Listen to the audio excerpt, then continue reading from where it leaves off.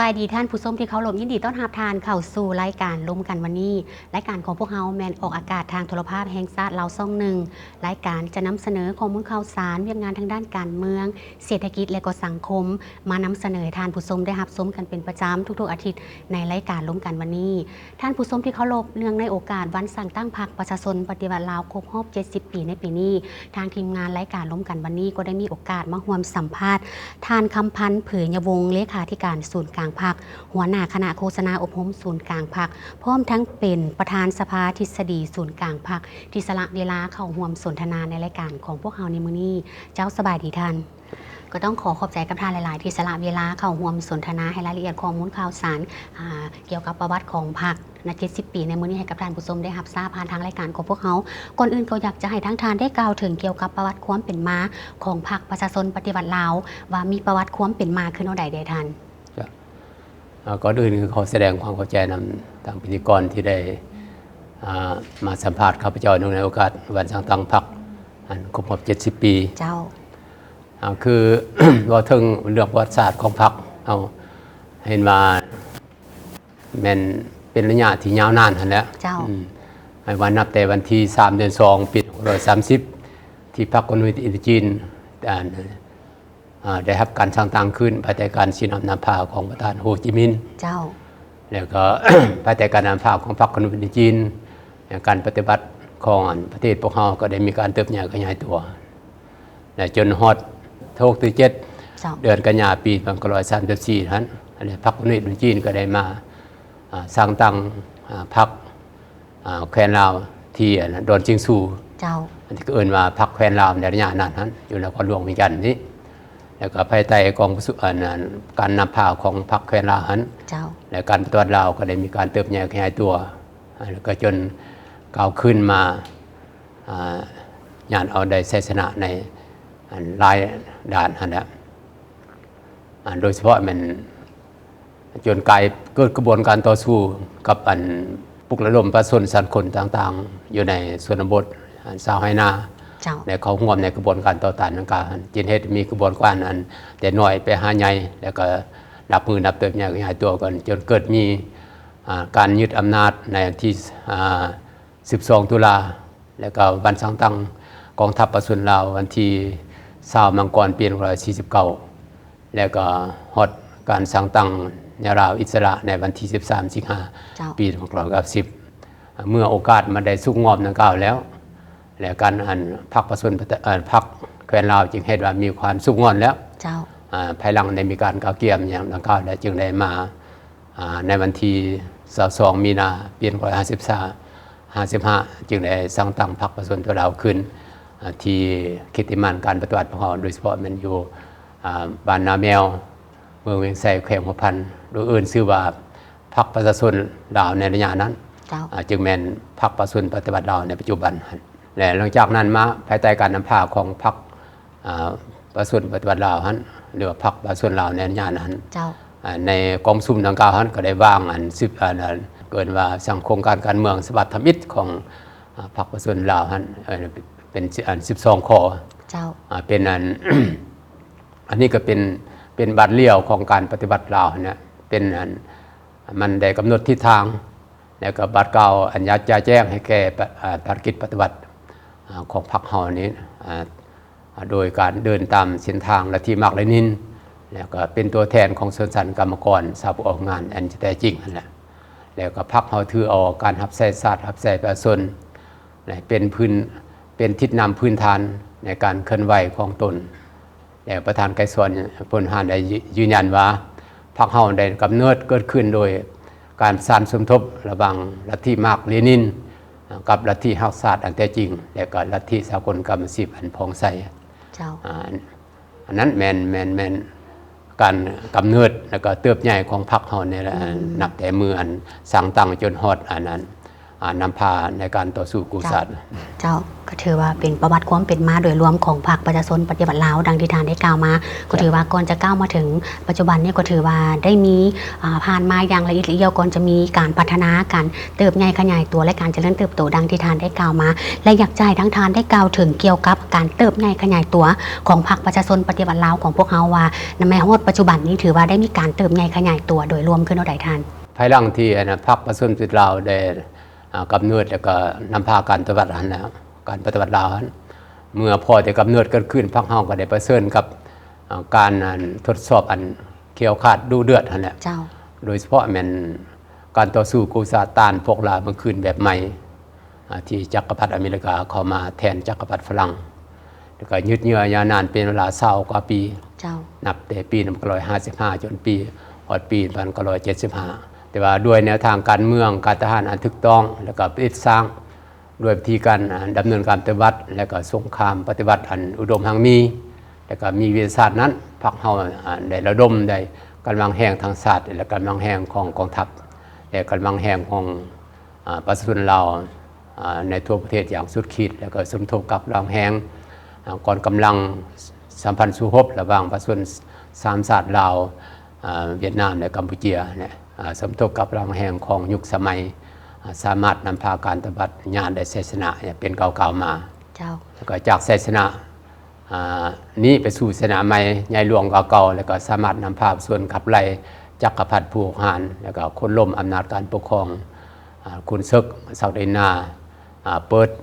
ปลดปล่อยประเทศชาติอย่างสมบูรณ์แล้วก็สถาปนาสหรัฐประชาชนลาวขึ้นในวันที่2ธันวาคม1975อย่างสง่าผ่าเผยแล้วก็กลายเป็นหลังจากได้สำเร็จในปีญาติอำนาจในปี1975แล้วก็พรรคเฮาเนี่ยกลายเป็นพรรคกำอำนาจแล้วก็พรรคประชาชนลาวเนี่ยก้าวสู่ในยามใหม่ของการปฏิบัตินั่นคือปฏิบัติ2นาทียุทธศาสตร์คือปกป้องรักษาแล้วก็สร้างสรรค์พัฒนาประเทศชาติป้องกันกับบูรณะระบอบประชาธิปไตยชนเพื่อก้าวสู่จุดหมายสังคมนิยมแล้วก็นับในปี75มาพรรคเฮาก็ได้กลายเป็นพรรคอำนาจแล้วก็ตั้งได้สร้างตั้งอำนาจการปกครองใหม่ขึ้นพรรคเฮาเนี่ยนำใส่การนำพาแก้ไขแล้วก็พื้นฟูเศรษฐกิจสังคมโดยซุ่มใส่การแก้ไขผลหายของสงครามแล้วก็ของสังคมระบอบเก่าป้าไว้แล้วก็เฮ็ดให้ชีวิตการเป็นอยู่ของประชาชนนี้ค่อยๆก้าวสู่ปกติแล้วก็ทั้งเอาจะใส่การขยายการศึกษาลบล้างความบ่ฮู้หนังสือแล้วก็ปกปักรักษาแล้วก็เสื่อมขยายวัฒนธรรมอันดีงามของชาติและของเผ่าจนได้แฮปพรมเสด็จเป็นกล่าวมาและนับแต่นั้นมาหลังจากได้ฟื้นฟูเรื่องห้ามบาดแผลสงครามแล้วแต่พรรคเฮาก็ได้สืบต่อปฏิบัติแผนพัฒนาสิทธิสังคมในระยะเฉพาะหน้าและก็ระยะยาวโดยเฉพาะมันวางแผนพัฒนาสิทธิสังคม5ปีครั้งที่1ในปี1981-85แล้วก็สำเร็จโดยวิธีการในประกอบส่วนเป็นการสร้างบรรดาปฐมปัจจัยแต่เงื่อนไขอันสะดวกจำนวนหนึ่งไปแก่การสืบต่อก้าวนำเอาประเทศชาติก้าวขึ้นหันแล้วก็ในระยะต้นของการปกปักรักษาและสร้างสรรค์ประวัติศาสตร์พรรคเฮาก็ได้ถือสำคัญเอาใจใส่ตัวงานก่อสร้างพรรคอันนี้มันเป็นอันกำลังที่สำคัญแหละอยากให้ประเทศชาติเข้มแข็งแล้วต้องมีการนำพาของพรรคอย่างหนักแน่นพอเวลานั้นพรรคก็เป็นพรรคกำอำนาจได้วางหน้าที่แล้วก็ทิศนำของการก่อสร้างพรรคในระยะใหม่ออกพรรคเฮาเนี่ยเอาใจใส่ปรับปรุงตนเองให้หนักแน่นเข้มแข็งในทุกด้านเป็นต้นแม่นด้านการเมืองแนวคิดด้านการจัดตั้งแล้วก็แบบแผนนำพาแล้วก็วิธีการกฎกล่าวคุ้มครองปกป้องพรรคแล้วก็ได้สร้างการหันเปลี่ยนมาอย่างแข็งแรงลึกซึ้งรอบด้านเกี่ยวกับการเวียกงานพรรคพัฒงานในระยะใหม่อันนี้ให้ได้ทันเทวพัฒงานเฮามีการเติบใหญ่ขยายตัวขึ้นเรื่อยๆนับแต่ตัวเมืองแล้วก็ชนบทคือกันแล้วก็เวียกงานหักฐานการเมืองก็มีความหนักแน่นขึ้นโดยเฉพาะแม่นบรรดาบ้านกลุ่มบ้านก็มีการนะครับการปรับปรุงทั้งระบบการเมืองระบบการจัดตั้งหรือระบบการนำพาของพรรคมันมีทั่วถึงหมดแล้วก็ต่อมาพรรคเฮาก็ได้นำพาสร้างรัฐของประชาชนโดยประชาชนแม้ว่าปรับปรุงพรรคแล้วได้พรรคเฮาพร้อมกันปรับปรุงเบื้ององค์การของรัฐโดยเฉพาะแม่นก็สร้างอำนาจของรัฐโดยประชาชนเพื่อประชาชนรับใช้ประชาชนนี่ โดยเสริมขยายสิทธิของสิทธิประชาธิปไตยของประชาชนนั่นแหละแล้วก็นำพาปรับปรุงระบบการจัดตั้งอำนาจรัฐตามความต้องการของหน้าที่การเมืองในแต่ละระยะระบบอำนาจรัฐก็มีการปรับปรุงอย่างต่อเนื่องเป็นต้นแม่นสภาแห่งชาติและสภาประชาชนแขวงนครหลวงจันทร์เพื่อปฏิบัติหน้าที่เป็นตัวแทนแล้วก็ปฏิบัติเจตจำนงของประชาชนที่มีให้มีสิทธิเสมอภาพแล้วก็องค์การรัฐบาลองค์การปกครองแขวงและเมืองและก็บ้านก็ได้รับการปรับปรุงขึ้นนอกจากนั้นก็องค์การนิติบัญญัติโดยเฉพาะแม่นองค์การตุลาการองค์การอัยการสูงสุดทุกขั้นนั่นแหละก็สามารถสร้างได้ความเชื่อมั่นต่อประชาชนในเราสร้างชาติองค์การจะตั้งมาส่วนล้วนแต่ได้รับการปรับปรุงตามความต้องการของการปฏิบัติในระยะแต่ละระยะและต่อมาหันแม่นภายหลังที่นำพาการปรับปรุงอำนาจรัฐแล้วมันนี่พรรคเฮาก็ได้เริ่มดำเนินการก่อสร้างดำเนินการเปลี่ยนแปลงใหม่โดยเริ่มจากสภาพเป็นจริงของประเทศชาติพวกเขาแล้วก็ด้วยความสะดุ้งไหวของพรรคของประชาชนพวกเขานั่นแหละแล้วก็กองสุมใหญ่ครั้งที่4ของพรรคในปี1986ก็กำหนดทิศทางเปลี่ยนแปลงใหม่อย่างรอบด้านมีหลักการพรรคได้ยืนยันว่าการเปลี่ยนแปลงใหม่ต้องบนพื้นฐานการเปลี่ยนแปลงจินตนาการก่อนอื่นหมดแม่นจินตนาการทางด้านเศรษฐกิจทางด้านทฤษฎีและเคารพกฎเกณฑ์อย่างภาวะวิสัยก็สร้างทัศนวิทยาศาสตร์เกี่ยวกับสังคมนิยมเกี่ยวกับระบอบการนำกรรมสิทธิ์นำใส่กฎเกณฑ์แล้วก็เกี่ยวกับระบอบคุ้มครองเศรษฐกิจโดยเริ่มจากการเปลี่ยนแปลงใหม่ทางด้านเศรษฐกิจเป็นต้นแม่นการเปลี่ยนใหม่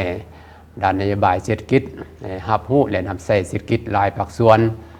เศรษฐกิจตลาดและก็เปิดกว้างการพัวพันร่วมมือกับต่างประเทศบนพื้นฐานต่างฝ่ายต่างมีผลประโยชน์และหันเศรษฐกิจธรรมชาติเครื่องธรรมชาติเพิ่งตนเองกลุ่มตนเองไปสู่เศรษฐกิจผลิตเป็นสินค้าและต่อมาหลังจากที่กองสุมใหญ่ครั้งที่4ของพรรคได้ดำเนินการเปลี่ยนแปลงใหม่แล้วก็ต่อมามีกองสุมใหญ่ครั้งที่5ครั้งที่6ครั้งที่7ครั้งที่8ครั้งที่9และฮอดครั้งที่10และครั้งที่11นี้พรรคเฮาก็ได้สืบต่อนำพาจัดตั้งพรรคขยายแนวทางเปลี่ยนแปลงใหม่ด้วยการโคดกาสรุปตีราคาถอดบทเรียนจากพฤติกรรมจริงไปแต่ในระยะอย่างเป็นระบบและต่อเนื่องเป็นแล้วก็ทางปรับปรุงยกระดับเป็นก้าวๆและเฮ็ดให้แนวทางเปลี่ยนแปลงใหม่ของพวกเรานี้ได้นับสมบูรณ์ยิ่งขึ้นเฮ็ดให้การพัฒนาเศรษฐกิจของเราเนี่ยมีผลสำเร็จแล้วก็มีบัตรเก่าขยายตัวอย่างต่อเนื่องแล้วก็มีความมั่นเที่ยงแล้วก็ยมฮอดปัจจุบันนี้เห็นว่ารวมยอดผลิตภัณฑ์ภายในเฮานี่มันเพิ่มขึ้นในแต่ละระยะนับแต่ปี85มาฮอดปัจจุบันมันแต่ละปีเพิ่มขึ้นนั่นแหละ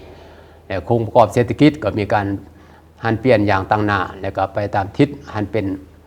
อุตสาหกรรมและทันสมัยแต่ละก้าวนี่ก็ชีวิตการเป็นอยู่ของหลายๆฮับของประชาชนนี้ได้รับการยกระดับขึ้นแต่ในแต่ละปีเลยฮับเฉลี่ยตัวของคนเริ่มจาก1,114 ดอลลาร์ในปี1985เนี่ยมาเป็น 1,896 ดอลลาร์ในปี 2024แต่ว่าเนื่องจากว่าปี 2024นี่มันมีปัญหาเรื่องความยุ่งยากทางด้านสิทธิการเงินคุณค่าเงินกีบอ่อนตัวลงแล้วจึงเฮ็ดให้มันธรรมดามันก็ต้องเป็น 2,000 3,000 ขึ้นมาแล้วแต่เนื่องจากว่าค่าเงินกีบมีการอ่อนตัวลงจึงเฮ็ดให้เศรษฐกิจเฮาปัจจุบันแต่ก็เห็นว่าในแต่ละปีมีการขยายตัวอย่างต่อเนื่องอันนี้ก็เป็นการเติบใหญ่ขยายตัวของพรรคประชาชนปฏิบัติลาวตลอดระยะที่ผ่านมาจนมาถึงปัจจุบันดังที่ทานได้กล่าวมาแต่ว่าตอนนี้จะให้ท่านผู้ชมไปพักชมสิ่งที่น่าสนใจจากทางรายการของพวกเขากันก่อนแล้วจึงกลับมาพบกันในระยะที่2ของรายการล้มกันวันนี้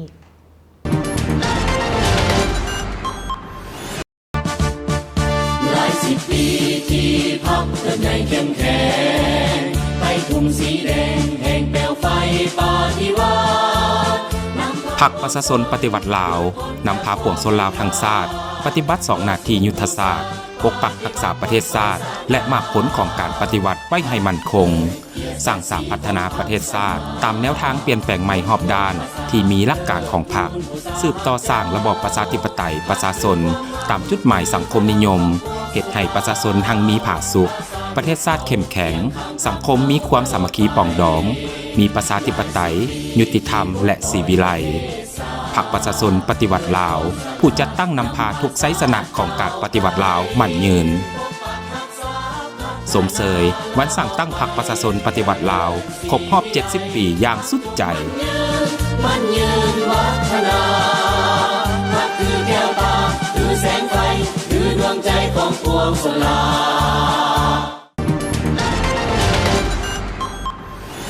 เจ้าท่านผู้ชมที่เขาลบก็กลับเข้ามาสู่ระยะที่2ของรายการล้มกันวันนี้ซึ่งระยะทำอีพวกเขาก็ได้ฮู้กันไปเกี่ยวกับประวัติความเป็นมาการเติบใหญ่ขยายตัวของพรรคประชาชนปฏิวัติลาวกันไปแล้วส่วนก้าวเข้ามาสู่ระยะที่2ก็อยากจะสืบต่อถามทั้งทานเกี่ยวกับเนื่องในโอกาสวันสร้างตั้งพรรคประชาชนปฏิวัติลาวครบรอบ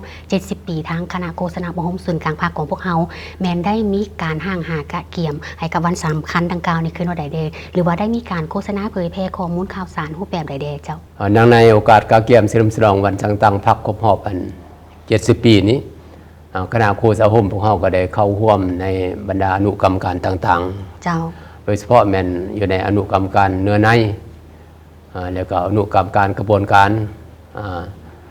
ในการกาเกียมเฉลิมฉลอง3 วันประวัติศาสตร์พวกเขาก็ได้ยู่กระบวนการต่างๆหันการให้แม่นเป็นกระบวนฟื้นเรื่องนี้เด่นติดโดยเฉพาะแม่นเบื้องคณะครูสาหมพวกเขานี้ก็ได้เป็นศินาธิการให้การน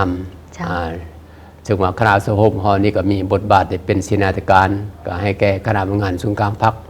ให้กรมการเมืองและคณะเลขาธิการศูนย์กลางพรรคในการเฮ็ดเวียงานการเมืองแนวคิดเวียงานโฆษณาทางด้านทฤษฎีและสรุปพฤติกรรมซึ่งในระยะผ่านมานี้พวกเราก็ได้เอาใจใส่โดยเฉพาะแม้พวกเราได้กาเกี่ยมเรื่องบทปาฐกถาเนื่องในโอกาสวันสร้างตั้งพรรคครบรอบ70 ปีนี้แล้วก็บทการจัดสัมมนาวิทยาศาสตร์ระดับชาติเกี่ยวกับวันสร้างตั้งพรรคครบรอบ70 ปีนี้ที่เอ่ยว่า70 ปีภายใต้การนำพรรคอันมีเกียรติสง่า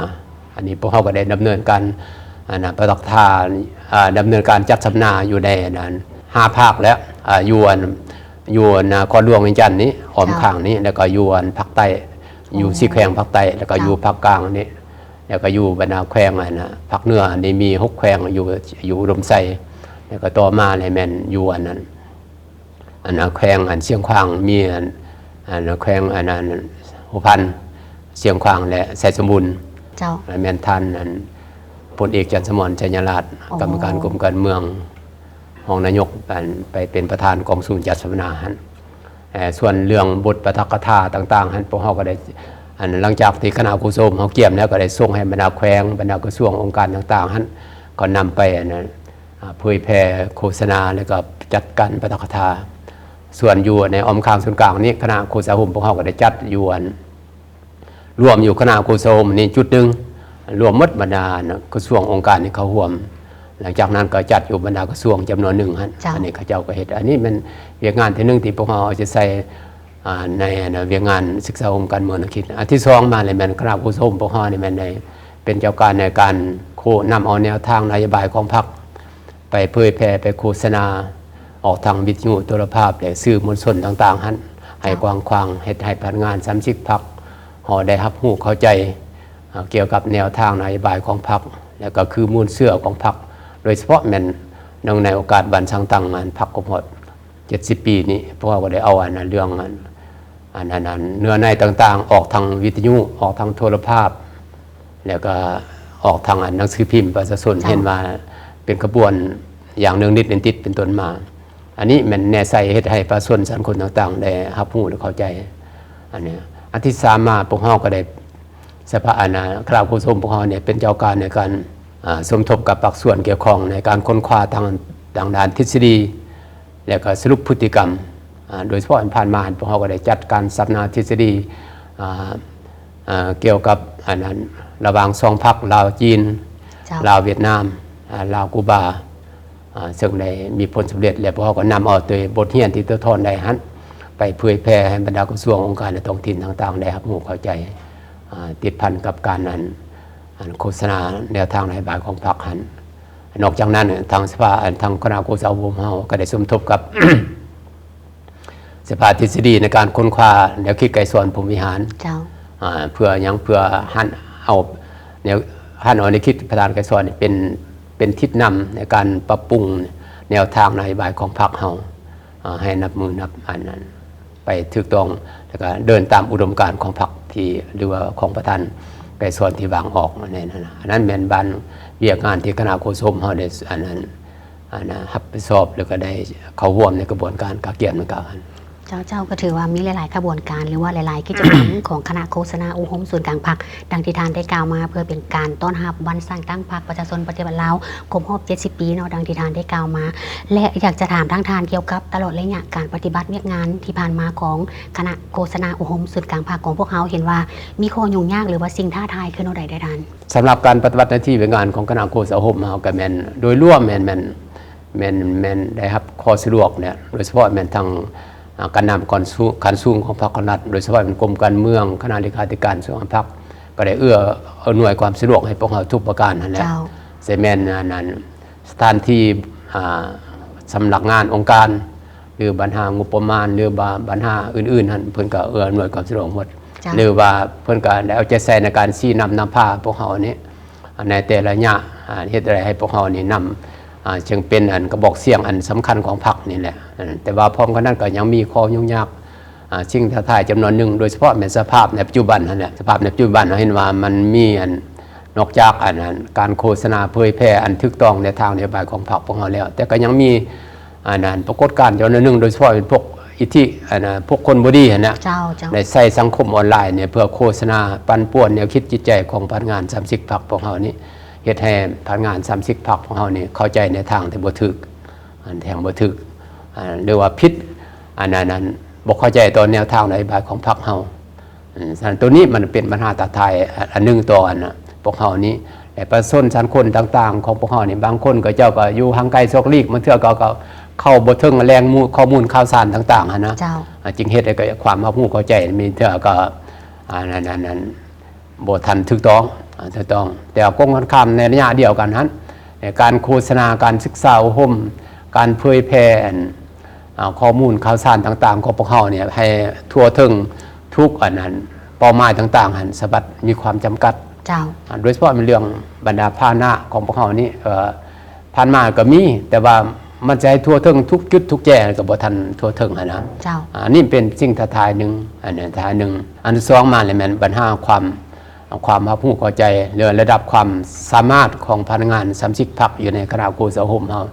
เพื่อจะนำเอาแนวทางนโยบายไปเผยแพร่ให้มันลึกมันซึ้งให้มันทั่วถึงให้ทุกจุดต่างๆหันก็ยังมีจำกัด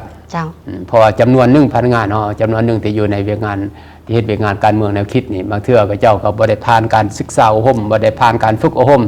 ทางด้านเวียกงานโฆษณาอุโฮมหันนอกจากนั้นก็แม่นการนำของคณะพรรคองค์การต่างๆอยู่หรือว่าบรรดาแขวงต่างๆจำนวนหนึ่งก็ยังเข้าใจว่าเวียกงานโฆษณาอุโฮมนี่แม่นเวียกงานของคณะโฆษณาอุโฮมมันบ่แม่นเวียกงานของ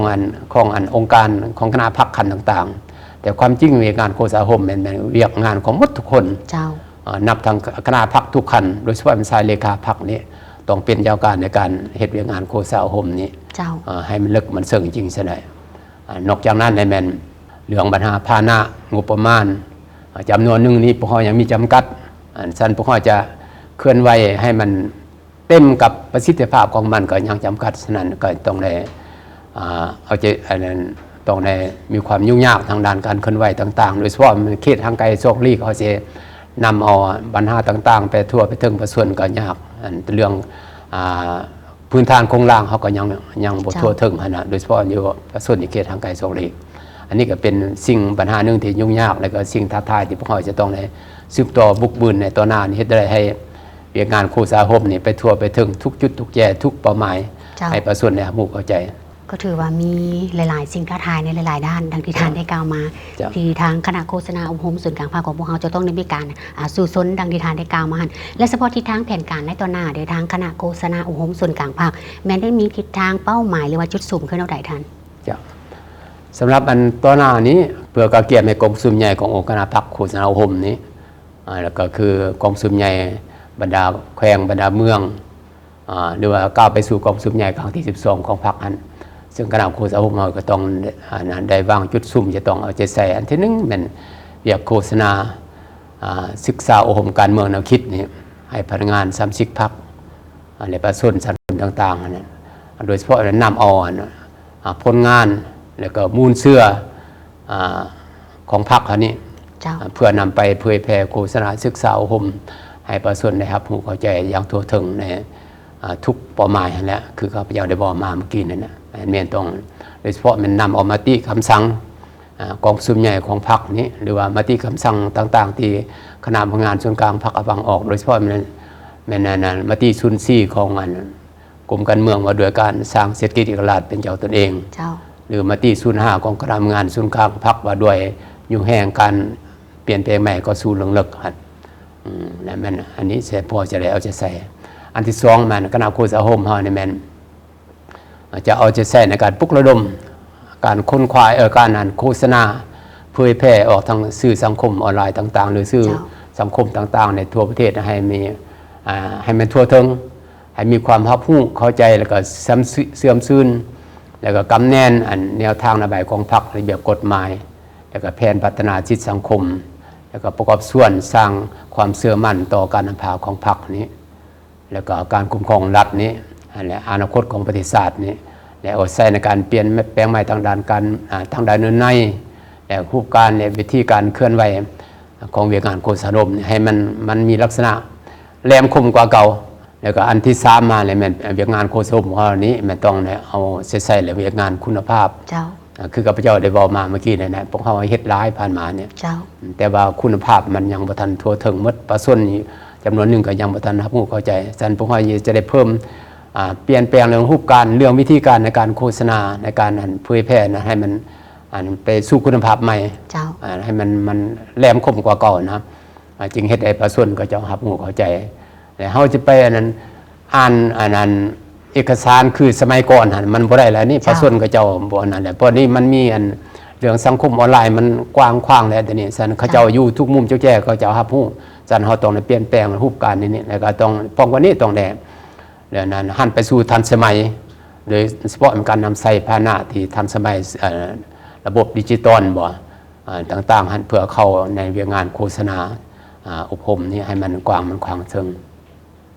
และอันที่4มาเนี่ยมันเบื้องคณะโฆษณาพวกเฮาเนี่ยต้องได้เป็นเจ้าการในการนั้นยกระดับความรู้ความสามารถ